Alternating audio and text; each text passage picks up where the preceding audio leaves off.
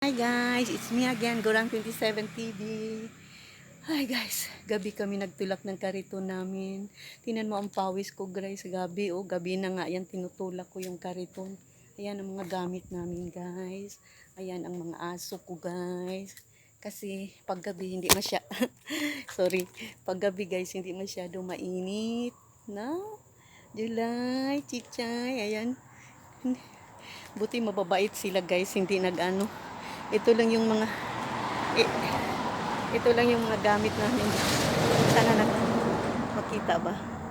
Yan mga plato namin guys, yan lang. Ang dami pala kahit pa paano, yan na lang nga ang dinala ko guys eh. Ang dami pa rin. Kaya hanap kami ng matulugan namin guys. Tapos pahinga muna kami kasi mag alas 12 na guys eh. Bukas na naman tayo mag-continue. Yan lang mga gamit. Dinala ko na lang yung electric pan guys. Sayang naman ko ibigay ko. Kaya malay mo, makadaan kami ng may kuryente at papayag na mag-electric pan kami kahit magbayad lang ako guys. Kaya tingnan na natin.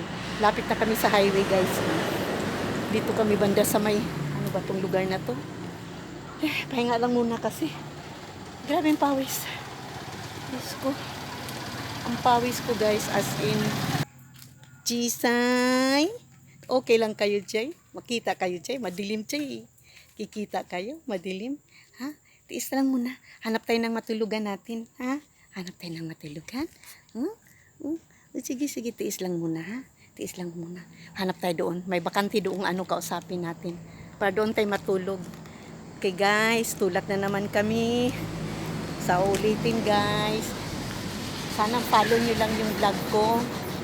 Hanggang saan kami makarating. Sa umaga guys, hindi kami pwede sa umaga kasi sobrang init. Kaya maghanap ako ng maanuhan sa umaga para sa gabi na kami magtutulak. Grabing pawis talaga.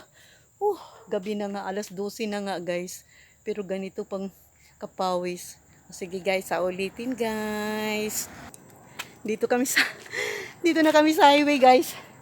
Dito na kami sa highway ng doggy ko. Ayan, ha? Ha? Ano na? Ano na kayo? Ano na tariray? Ha? Diyan lang. Hanap tayo ng lugar. Hanap tayo, ha? Gusto, yan. Ang gamit ko, guys. Tingnan mo ang gamit ko. Pinatong-patong ko na lang. Oh my God. Pati walis. Andyan. Dito na kami, guys, sa highway, guys. Hanap akong pesto pag-anuhan namin kasi parang naano na rin ako kasi mag-alauna na guys. Bukas ano na naman kami kung saan ang pwesto namin guys.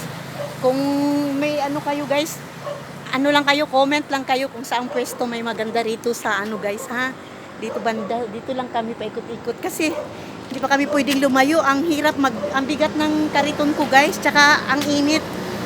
Ang gusto pa naman ng narcissist, itulak ko raw hanggang sa pinakamalayo yung ano. Talagang walang hiya talaga ba? Tsaka hagisan lang daw ako kung anong ihagis. Sana hindi bato or tae yung ihagis sa akin guys. Kaya sa ulitin guys.